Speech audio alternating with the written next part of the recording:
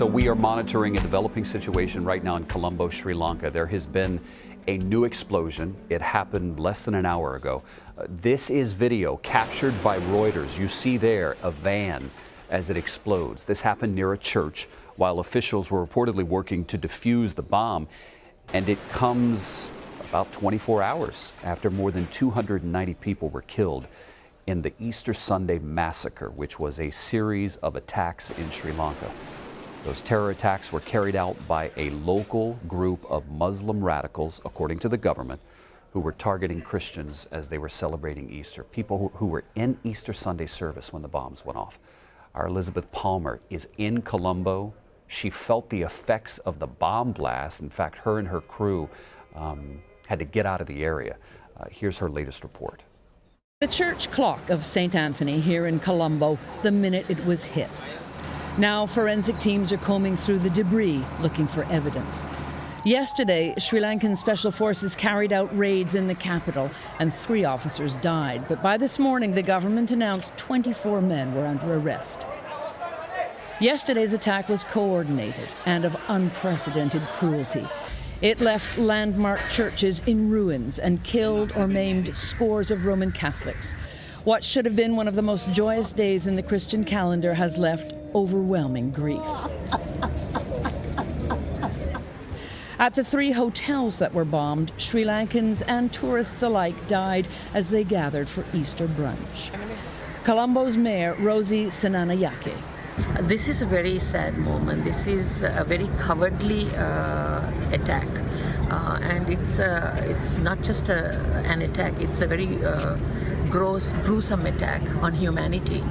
A civil war between Buddhist and Hindu Sri Lankans raged here for 30 years, and suicide bombs were a common weapon. But that war ended in 2009, and Sri Lankans believed the worst of the violence was over. They were wrong. In Colombo, police are everywhere today. Normally crowded streets are quiet, and schools remain closed in a country both stunned and fearful. That was Liz Palmer reporting. So when the bomb blasts happened, pretty quickly after that, the government shut off access to social media. There was a workaround, but they shut off most access for everybody. So we want to talk now to CNET senior producer Dan Patterson about what happened. So what were the sites, Dan, that they shut down almost immediately? So, David, the suite of software provided by Facebook, that is the primary Facebook application, as well as WhatsApp and Instagram, Viber, which is a messaging app much like WhatsApp, as well as YouTube. And the reasons given were that, misinformation about these attacks can spread just as fast, if not faster, than accurate and verified information. These social media companies have done a reasonably middling job of attaching good information, real information, true information to breaking news items. So the government shut these applications down. The challenging thing is that if a government were to come into a broadcast organization and shut down news or shut down our ability to get good information out to people, that would be a real challenging signal and pretty disturbing. Interesting as you present it. Let me ask you this. Are companies like Facebook saying it's impossible for us in that moment to control the misinformation? They are not saying that, David. However, we did reach out to Facebook yesterday afternoon for comment. They said, look, our heart goes out to the victims of these attacks as well as marginalized groups around the world. But they have not said that.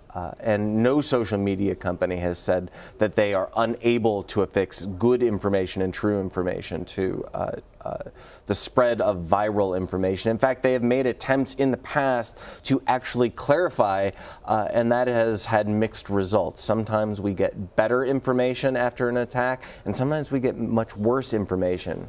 Let's widen it out. So Sri Lanka's done it, but other countries have as well. Yeah, that's exactly right. Look, it wasn't even 3 years ago, and I spoke to the UN yesterday afternoon as well.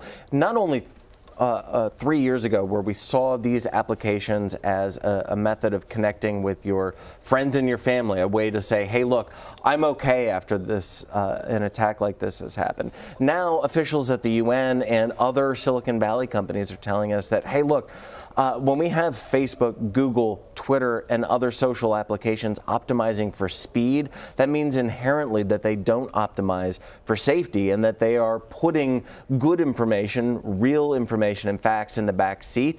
And other governments like Turkey, Iran, Egypt, and in this case, Sri Lanka, have used the spread of false information on these networks as an excuse to shut down the social platforms. It occurs to me that when you do that, to stop bad information, you also prevent people from connecting with each other. I remember in Puerto Rico, social media was an absolute lifeline, right? For the millions of Puerto Ricans on the mainland who were trying to find out what happened on the island.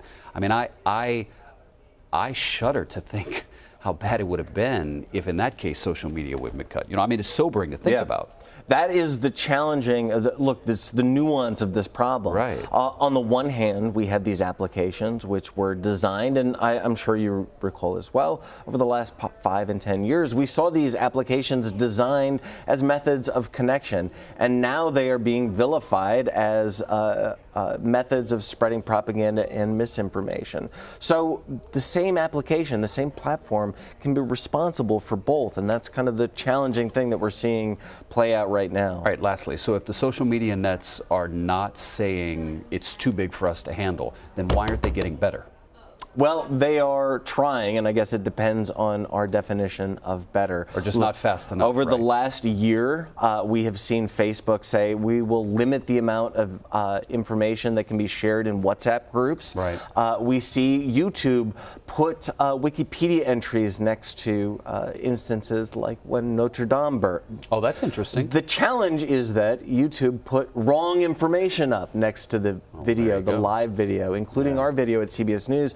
They put information about 9/11 conspiracy theories. Did they really? So, wow. The problem here has been getting values to align. And when I talk to people at technology firms, they say, look, values are a really hard thing to optimize for in an algorithm. Wow. Put the wrong information. Always a fascinating discussion. Thank you, Dan. You too, David. Appreciate it.